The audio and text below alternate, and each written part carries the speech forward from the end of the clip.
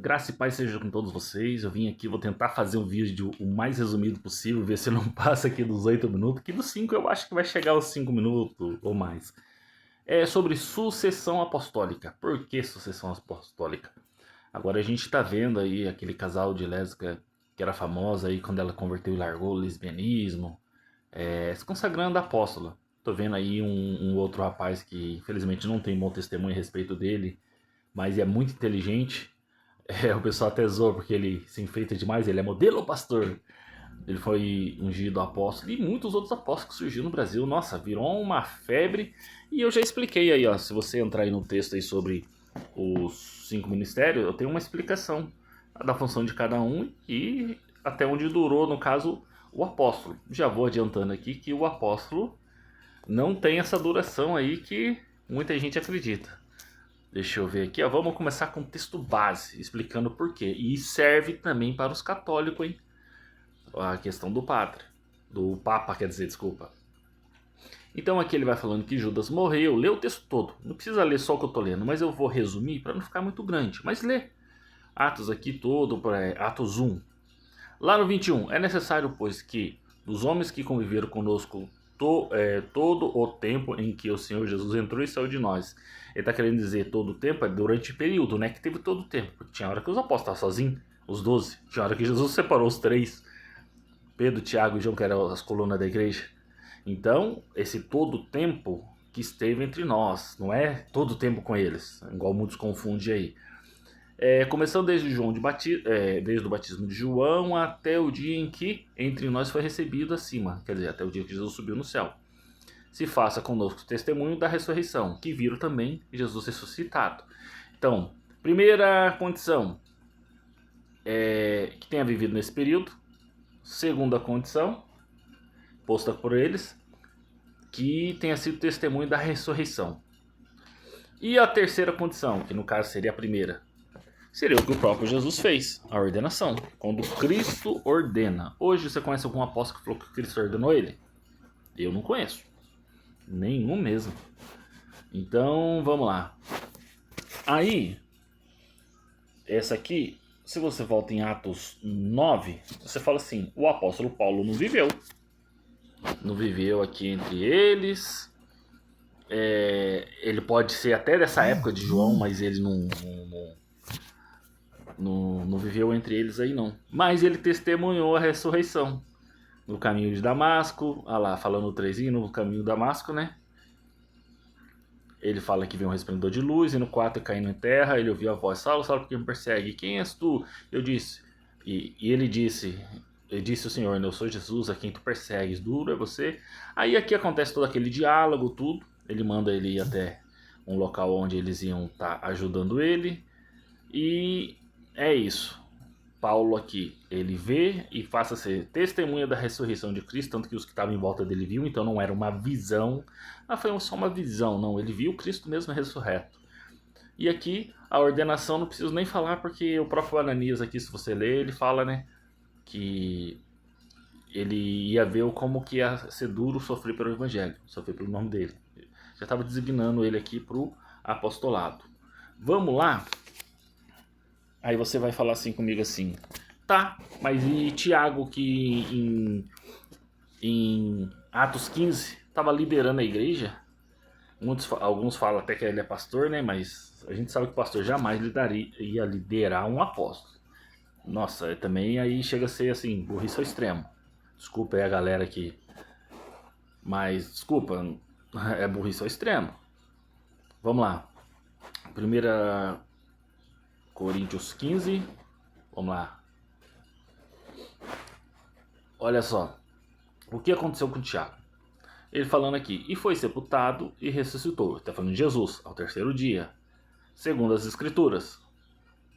E o que foi visto por Cefas, que é Pedro. Não sei se vocês sabem, mas Cefas é Pedro. E pelos 12. Maneira de dizer. Lucas que estava escrevendo... Não. Aqui o Paulo estava escrevendo lá e ele acabou falando pelos 12. Mas é pelos 11, na verdade. Porque Judas tinha suicidado e eu acho que ainda Matias não tinha sido eleito. Então, ou talvez porque Matias esteve entre esses 500 que também viu. Então ele usou a expressão 12. Mas pode ter sido que aqui Paulo falou de maneira assim, como pode dizer, exemplificada. Foi visto pelos apóstolos, entendeu? Depois foi visto uma vez por mais de 500 irmãos, dos quais vivem a maior parte, mas alguns já dormem, alguns morreram. Depois foi visto por Tiago, depois de todos os apóstolos. Foi visto por Tiago depois de todos os apóstolos. Não está falando de um apóstolo Tiago, está falando de um Tiago que pode ser quem? Pode ser o irmão de Jesus, sim ou não? Beleza. Aí, quando você vai lá em Atos 12, olha só. Atos 12, 1. Aquele tempo Herodes estendeu a mão e matou Tiago, irmão de João, a espada. Então havia morrido um, que era das 3 colunas. Não sei se vocês lembram, que Jesus sempre separava. Aí você fala assim, tá, Tiago viu. Aquele Tiago lá tinha visto, mas um Tiago tinha morrido. E quem que substituiu ele? Aí você vai para Gálatas 1, 19. Vamos lá. E não vi a nenhum outro dos apóstolos, senão, tá incluindo, senão, Tiago, irmão de Jesus. Tem uns que falam assim, esse senão não quer dizer que ele é apóstolo. Tá bom, eu só falasse com você assim, eu não vi nenhum dos idiotas senão você. Eu não tô incluindo? Aí quando é ofensivo vai pensar, tá incluindo. Então, a mesma coisa. Aí que o cara falou que não, ele não tá incluindo. Aí eu usei esse exemplo com ele ficou sem graça, não quis mais nem conversar. Mas ele não era apóstolo. Tá bom, então esse senão não tá incluindo. Então, senão o irmão do Senhor. Aí o que acontece? Você vê que lá em Atos 15, em Atos 21, ele tá liderando a igreja. Quando Paulo chega lá. Depois disso, se você ir para Gálatas 2, você fala assim, mas isso não quer dizer que ele entrou no lugar do Tiago lá que morreu. Não. E conhecendo Tiago, Cefas, que é Pedro, e João, que era considerado as colunas, como as colunas, a graça me havia sido dado, as dessas da comunhão, quer dizer, os 3 líderes que sempre que ele precisava deu as mãos e, vai Paulo, entendeu? Que aqui foi o primeiro concílio, então Paulo está explicando para Gálatas o que aconteceu, que ele não deixou circuncisar Tito, quando ele trouxe aquela nova aliança ali, a revelação que Cristo tinha trazido para ele. Então o que acontece? Aqui de novo ele cita Tiago. E Tiago não o que morreu, porque um morreu lá no 12, e no 15 tem outro. E no 15 Paulo chega para essa reunião, esse concílio. O Tiago tinha morrido, outro Tiago tinha sumido. E está aqui Tiago. Igual ele falou ali, que apóstolo, irmão do Senhor. Aí você vê as cartas gerais, já não preciso falar muito. Então aqui você vê que esses apóstolos estavam sobre uma condição. Qual condição?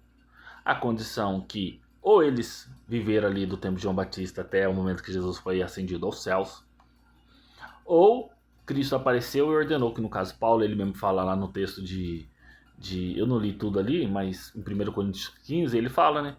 E eu sendo o último. Ele foi o último a ser chamado. Aí você vê que Tiago entrou nessa ordenação, Matias fazia parte dos 500. Então os outros tinham outro ministério. Filipe, por exemplo, que pregou para o eunuco, era evangelista. Lá fala, evangelista, um dos 7 diáconos. Ele foi separado como diácono, mas o chamado dele era evangelista. O diácono era apenas uma função de distribuição de alimento, de organização e cuidado das pessoas da igreja. Claro, hoje a gente usa como se fosse um obreiro em treinamento, alguma coisa assim. Uma recepção da igreja, ou às vezes até um pouco mais, dependendo da igreja, o diácono ele é visto como algo mais.